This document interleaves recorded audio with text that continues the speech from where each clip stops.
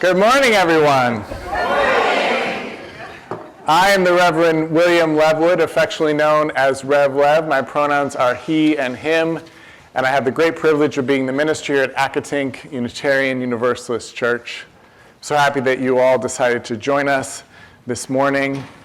If you're in person, a reminder to silence your phones, and whether you're joining us in person or online, we'll begin, as we do every Sunday, by centering ourselves for worship by taking a deep breath together.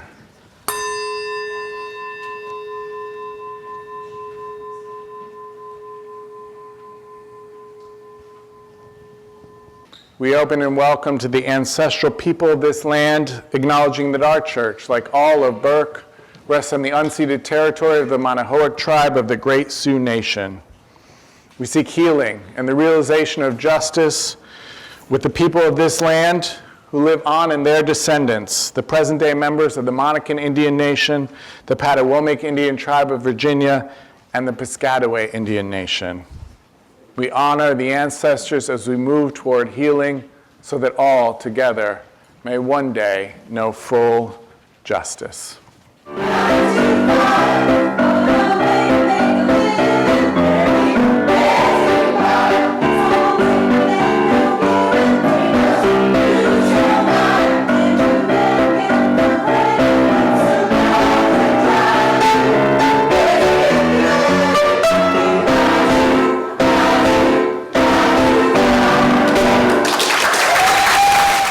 Good morning and welcome to Accotink.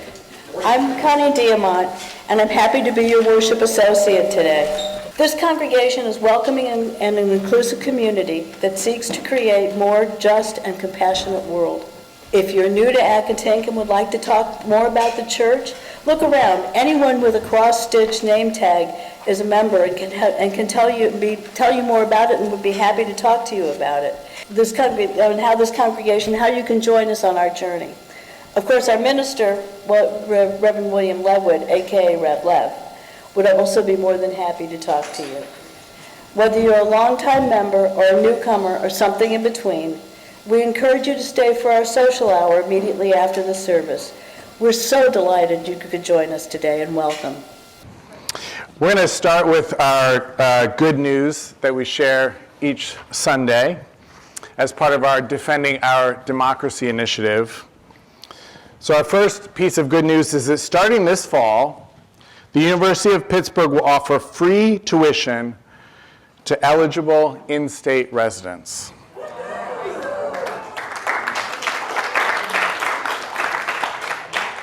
Another piece of good news is that the Supreme Court temporarily restored broad access to the abortion pill mifepristone, blocking a ruling that had threatened to upend one of the main ways abortion is provided across the nation.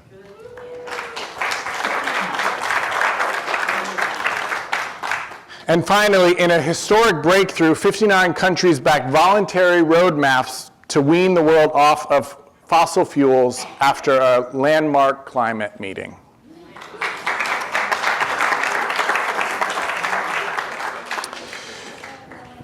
So we have, again, our miniature wonder box. Let's see what we have in here. We've got this woven flower from our flower communion that we started our month off with. Flower communion is a unique ritual to Unitarian Universalism that celebrates diversity and the gifts that we each bring and receive from each other. We also have a plastic bag. Our story for that flower communion was about a child in Guatemala who discovered how to make weavings out of the plastic bags, the colorful plastic bags that were littering the countryside. Also, I just want to say that today we're going to use Dolly Parton and her music, as you've seen, as a vehicle to explore how polarized we are in this nation and perhaps how we might bridge that divide. Dolly's a fascinating figure in that respect, not without some difficulties and problematic things, but somehow just about the most popular person in America. In fact, a recent YouGov poll found that she had a 65% net favorability rating.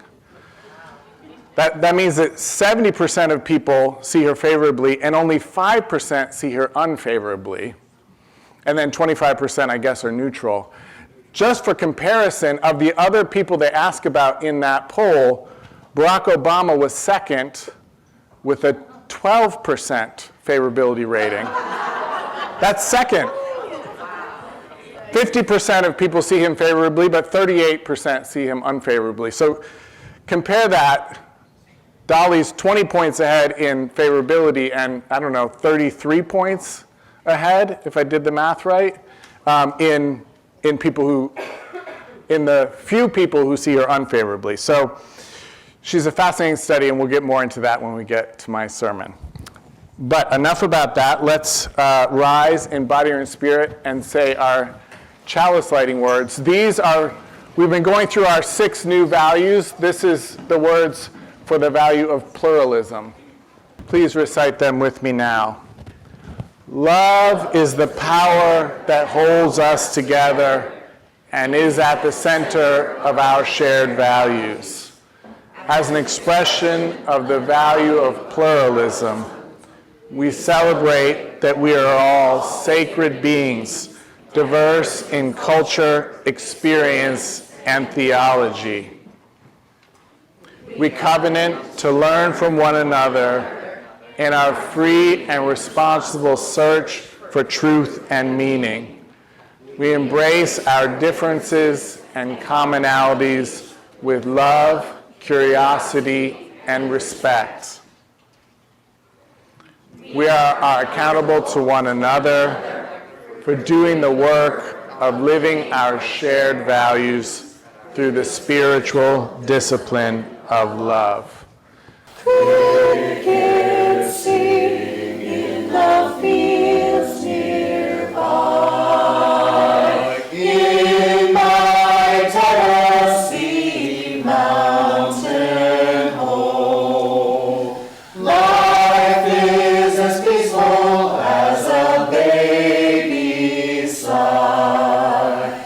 In my Tennessee mountain home, crickets sing in the fields nearby.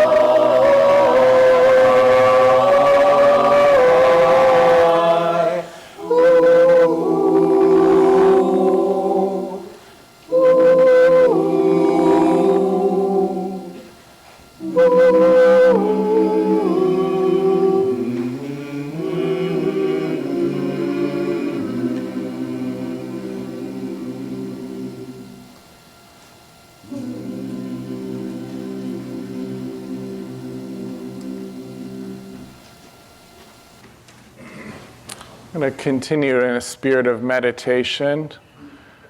For our meditation this morning, I just want you to imagine that political divide in particular, and bring to mind someone that you feel like it would be hard to bridge that divide with. Someone you know, not a political figure that you can't actually speak with, but someone in your own life that you could actually bridge that divide with. And the question I want you to bring to the meditation is, what would it look like just to sit on the fence together, like the 2 girls did in the story? Not to cross over the divide, but just to sit on the fence together. Imagine that. What would it take? I want to be clear, I'm not saying that we cross the divide necessarily in our viewpoints. Maybe this is helpful. What would it take to sit on that fence with the other human being whose life is full of joys and sorrows, fears, losses, celebrations, just like you? I'm not suggesting we give up the divisions that are necessary and might be good in how we see the world. But the beginning of sitting on that fence together is to see each other's shared humanity. What would it take for you to sit on that fence with someone across the political divide?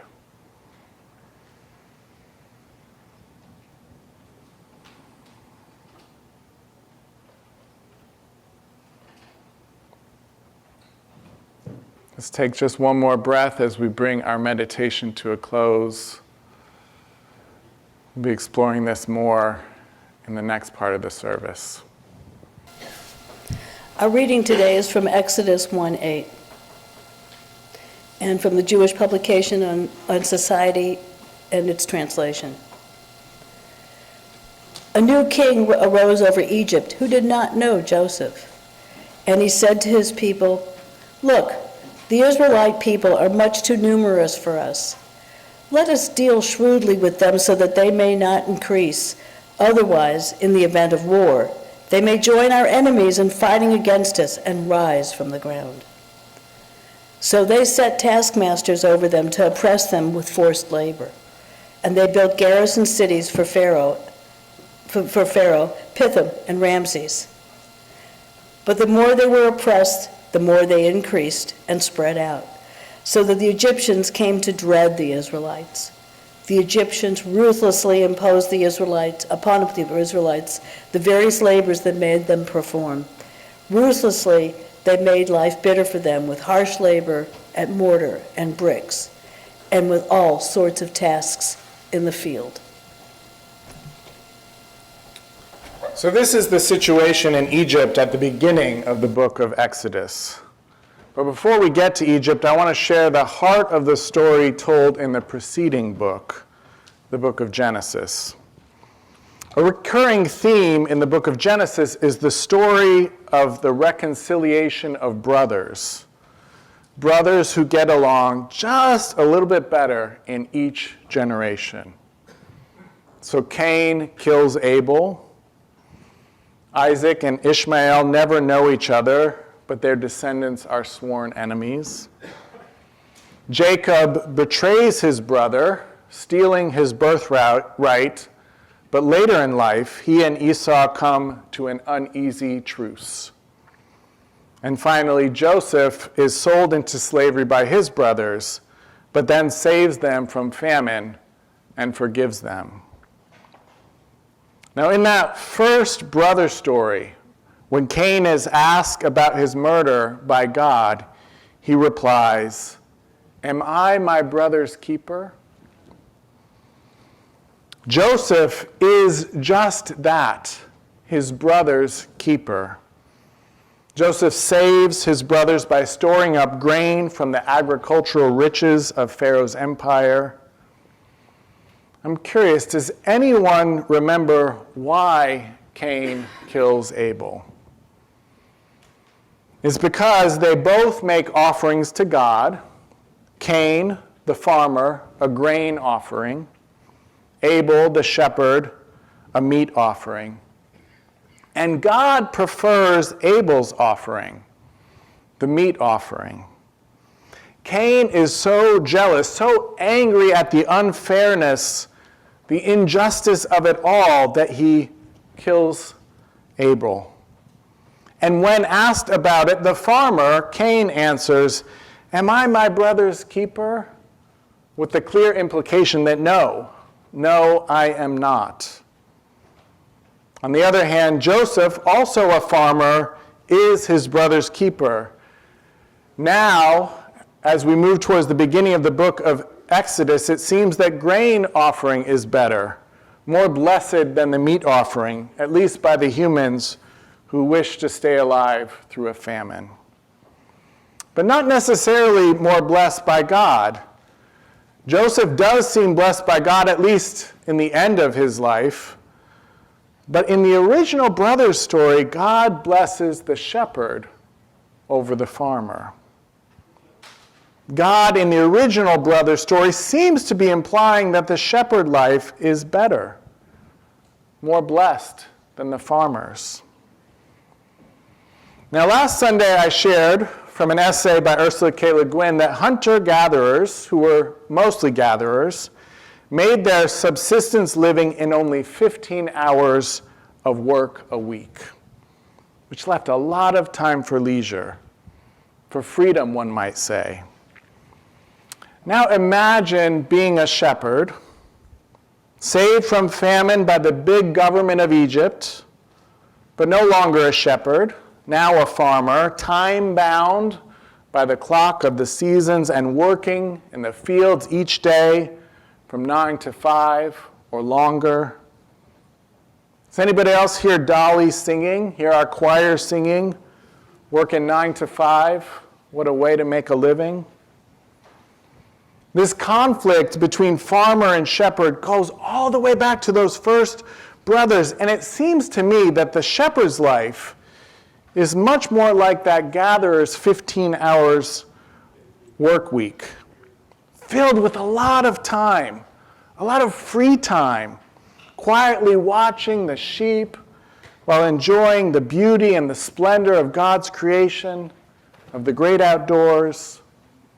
While the farmer's life is much more like working 9 to 5, where your time is not your own, a life that feels a lot more like slavery.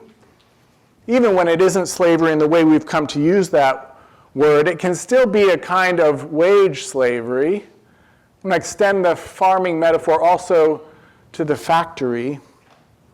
And the bounty goes into a communal coffer, shored up for lean times, but it isn't you who decides when or how much grain is given out. No, it's the government, who it seems has made your life lean already and gives your hard labor back to you as a handout when and if they choose to. Working 9 to 5, what a way to make a living. Barely getting by, it's all taking and no giving. 9 to 5, yeah, they got you where they want you. It's a rich man's game, no matter what they call it, and you spend your life putting money in his wallet. That's not the life God blesses in Genesis. And even Moses leaves the farm, the industrial farm complex of Egypt, and the first thing he does is to become a shepherd. And that's where God speaks to him. When he's out shepherding his sheep from a burning bush that he wouldn't have even noticed was burning without being consumed if he didn't have a lot of time on his hands to just look at the world and take it all in. And God says to Moses, "Go free the farm laborers from the oppressive government of Egypt," a wealthy government, a society with an educated elite. God says, leave that big government and its measly handouts behind. Take your kin and head out into the open country, trusting that you can live free and God will provide. Now, I hope that you're getting what I'm putting down. I hope this sounds familiar. Red states are poorer than blue states, behind in every measure of well-being, dependent on the federal government for much of their state budgets. Dependent, in other words, on the wealth of blue states, and whatever the wealthy seem to think you deserve in return for all your hard work. Anybody hear Dolly singing again? Yeah, they got you where they want you. Meanwhile, if you're living in those red states, gone is the close-knit community you grew up with. Community that used to take care of each other. Anybody hear Dolly singing again? There's a better life, and you think about it, don't you? This isn't the life God wants for you. This isn't the blessed life. God wants you free, out in the open country, enjoying the blessings of God's creation with your kin, with your family, in a close-knit community that you depend on for your well-being. A life a lot more like a shepherd's life than a 9-to-5 life in an office or a factory or on a farm. Sitting on the front porch on a summer afternoon in a straight-back chair on 2 legs leaned against the wall, watching the kids playing with the June bugs, chasing the glowing fireflies, life as peaceful as a baby's sigh, crickets singing in the fields nearby. I think that our neighbors feel that God doesn't want us holed up in an office slaving away for the Pharaoh or dependent on Pharaoh's handouts. God wants you free, out in the open country, enjoying the blessings of God's creation with your kin, your family, your close-knit community that takes care of its own. This is what Arlie Russell Hochschild, in her book, Strangers in Their Own Land, calls a deep story. A deep story is a foundational story of feeling, about how it feels to be in your life in the world and about how it feels to be part of your community. She says that it helps us, on both sides of the political aisle, to explore the subjective prism through which the other party sees the world. Now, in my version of that deep story, the left wants a cosmopolitan world of cultural richness, defined by good art and good food from all the cultures of the world, gathered together in one big old pot of soup, could say of gumbo. We get a lot of that here in the DMV, don't we? While the right wants the free shepherd's life, guided by God, dependent on no one but one's own self and one's own family. The left still believes in the American dream of progress, and their lives, in our lives, we've experienced it. While the right has struggled to achieve the American dream, and they've put their faith in a different dream, that of heaven. Here's how one of the Louisianans Russell Hochschild interviewed for her book describes it.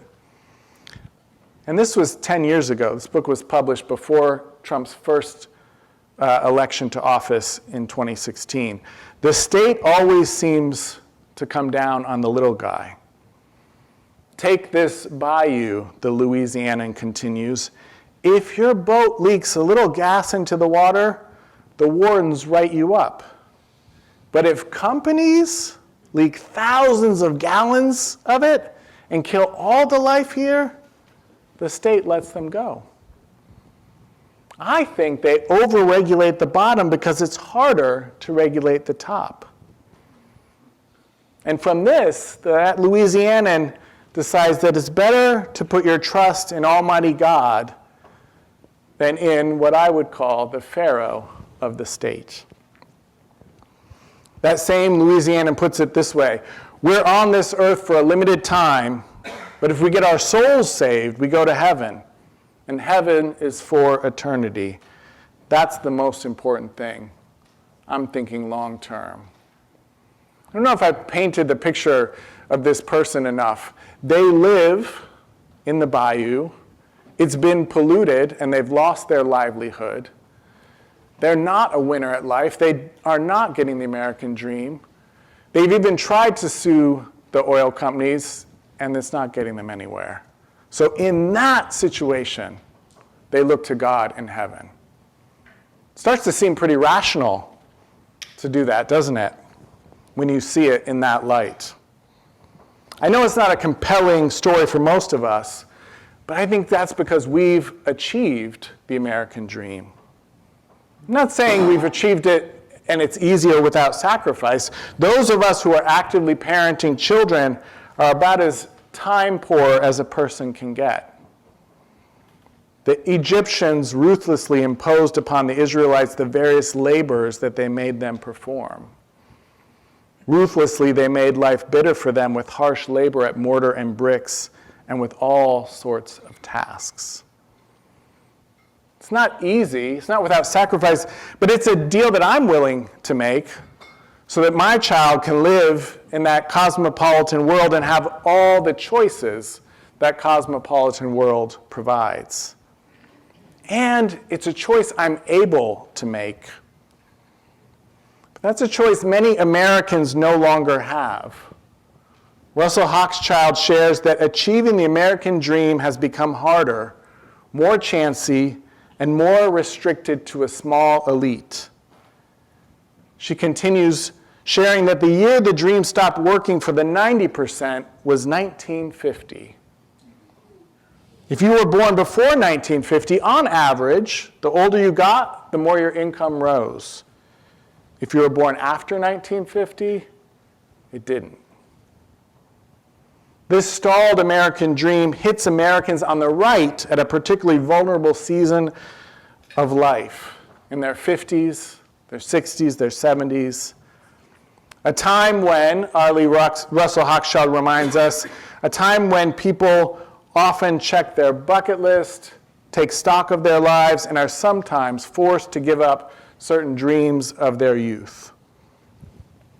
And while you're having to give up these dreams, if you're a white conservative, you also see yourself, your family, and your community put forth in the popular media as ignorant and backward, as backwater hicks.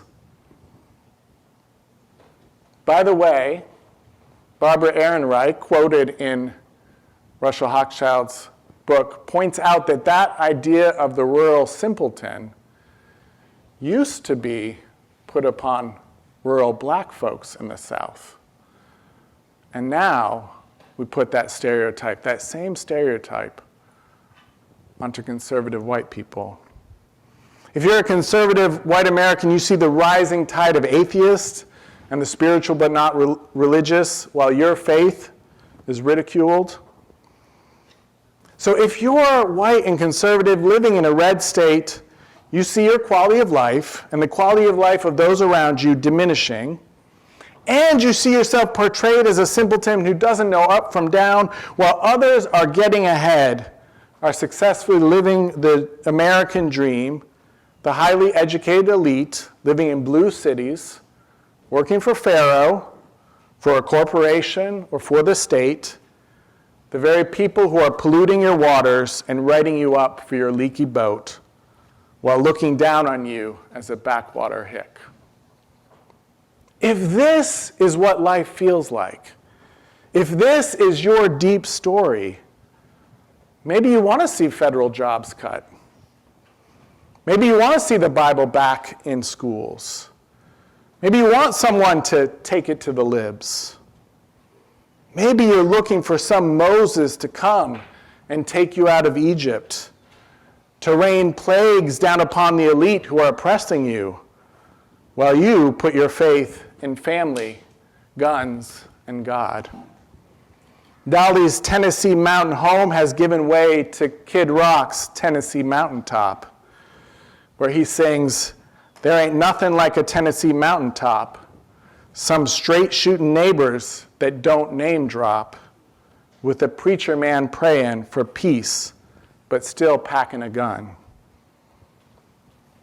If this is the deep story that you're living, you're going to feel like you want your country back. You're going to feel like you want someone to make America great again. I want to say, Russell Hochschild's book is called Strangers in Their Land, but in America today, I'm going to propose that we all feel like strangers in our own land. And in the podcast, Dolly Parton's America, they share a truly remarkable story. They're talking with a black South African, Tokyo Seswale, who joined the armed resistance movement and ended up in a cell next to Nelson Mandela. And he shares that at a certain point, the guards allowed Mandela to play music over the loudspeakers, to choose the music played for the entire prison. And do you know what he had them play? Dolly Parton. And do you know what his favorite song was? Jolene. Shima Olai, co-host of Dolly Parton's America, describes the scene like this. She says, I think about a night at Robben Island in the dark when Jolene is playing over the loudspeakers. The prisoners hear it in their cells. On the other side of the wall, the guards are listening too. And both groups of people are having the same experience. According to Tokyo, this song is not about love. It's about the fear of someone taking your man, of losing everything. The prisoners feel that because they've lost their freedom. And the guards feel that because their country is changing and they can sense they're about to lose power. Both are feeling the same fear, but for very different reasons. And then in the podcast, you hear the voice of Tokyo Seswali say, we are all human beings, the jailers and the jailed. We all come from one country. We all don't want to lose, whether it's your man or your country. Nobody wants to get hurt. Don't hurt me. So today I hear a lot of blustering from both sides of the political aisle. I hear a lot of blame. But what if we listen for the deep story beneath the blustering, beneath the blame? And what if that deep story is one of hurt and fear? What if all of us, on both sides of the political and cultural aisle, beneath the bluster and the blame, are all just pleading for the other side to not take our country away from us? Jolene, Jolene, Jolene, Jolene, I'm begging you, please don't take my man. Jolene, Jolene, Jolene, Jolene, please don't take him just because you can. And I can easily understand how you could easily take my man, but you don't know what he means to me. Jolene, Jolene, Jolene, Jolene, Jolene, I'm begging of you, please don't take my man.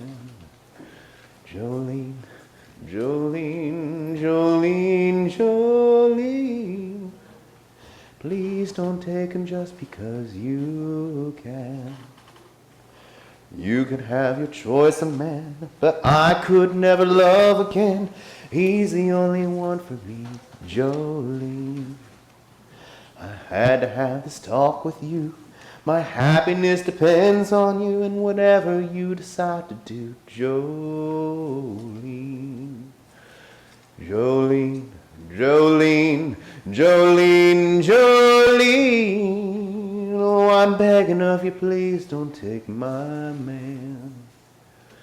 Jolene, Jolene, Jolene, Jolene, please don't take him even though you can.